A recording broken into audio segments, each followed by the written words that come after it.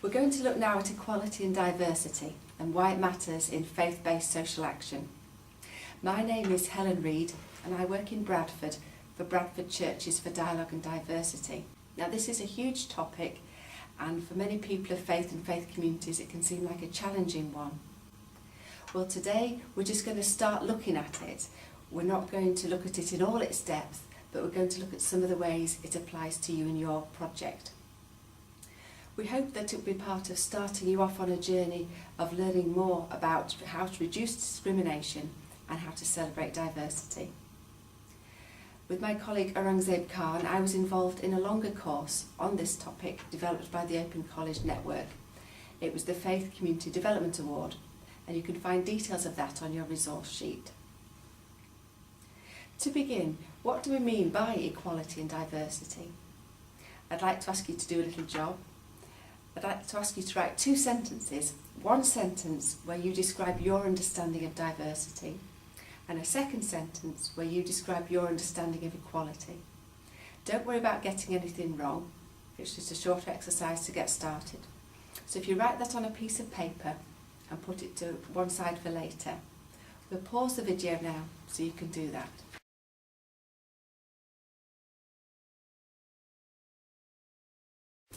Okay, thank you and welcome back. In 2010, new equality and diversity legislation came into place. This brought together all the different strands of discrimination that we understood in our country, brought it together under one act, and the idea was it would make it more powerful, our understanding more powerful and the protection offered better. It's important to know this and to know what it means for our faith-based organisations. It's important for faith-based projects to understand the issues about equality and diversity and to understand them in very practical ways, because equality and diversity are ways in which we as people of faith can demonstrate how we love, care and respect for everyone, so it's part of our faith imperative. We thrive when we enjoy diversity. We also know that at times that same diversity can create fear, prejudice and in the worst cases discrimination. And discrimination can be verbal, physical or psychological. We'd like to think that discrimination would never happen in faith-based projects. But because we do all carry prejudices of different kinds, we know that it does sometimes happen. We need to learn to recognise discrimination, own up to it and work to eliminate discrimination all the time. Under the Act, there are 9 characteristics which gain protection. I'm going to list them all now, but you'll find them on your worksheet for more considered reflection. They are age, disability, gender reassignment, marriage and civil partnerships, pregnancy and maternity, race, religion, sex and sexual orientation. Some of these we'll feel very comfortable talking about.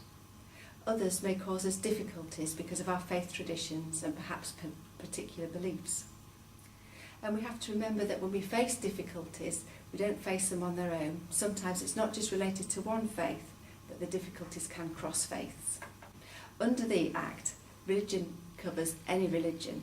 So we can think of Baha'i and Buddhist, Christianity and Islam, Jainism, Judaism, Hinduism, Sikhism and Zoroastrianism and others. It also covers lack of belief, and belief is identified as any religious or philosophical belief system with a clear structure. So it will also include atheist, secular and humanist traditions. The Act provides protection for people when they're at work, when they're in education or when using a service, so in all those different arenas.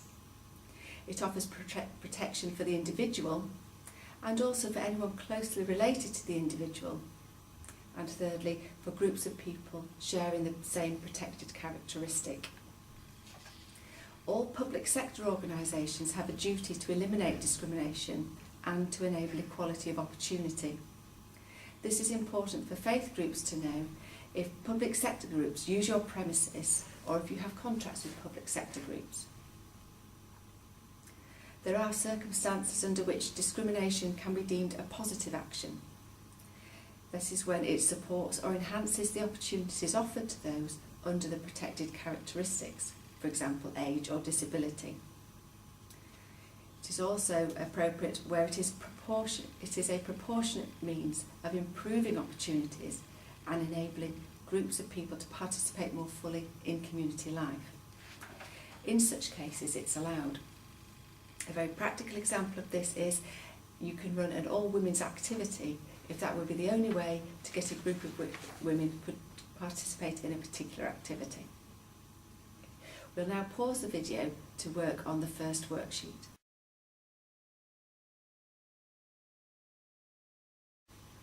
For the next section, I'm going to hand over to my colleague Aurangzeb. Hello, my name's Aurangzeb. Thank you, Helen. So you ask yourselves, we are a faith-based project, so surely we're exempt from all of this. Charities may well be exempt for aspects of the act to genuine reason. For example, a charity that supports people of one faith would be legitimate in restricting membership to the one faith. However, this will be clearly stated in the objects and purposes of the charity in order to satisfy the public benefit requirements. This is a good example of why it is important to regularly check your governing document, if you have one, and to ensure that your charity or your project is working within its objects. If the objects are no longer applicable, then the trustees would need to apply to the Charity Commission to change them. For many faith-based projects, there can be difficulty over employing people who fall within the protected characteristics. There is plenty of advice about employing online through your local CVS or VSC. A very good test for employment is to ask, what does the job require? If there are particular tasks in the job that require a particular sort of person, you can include that in the selection process to ensure that you're covered. We're going to pause the video now and work on our second worksheet.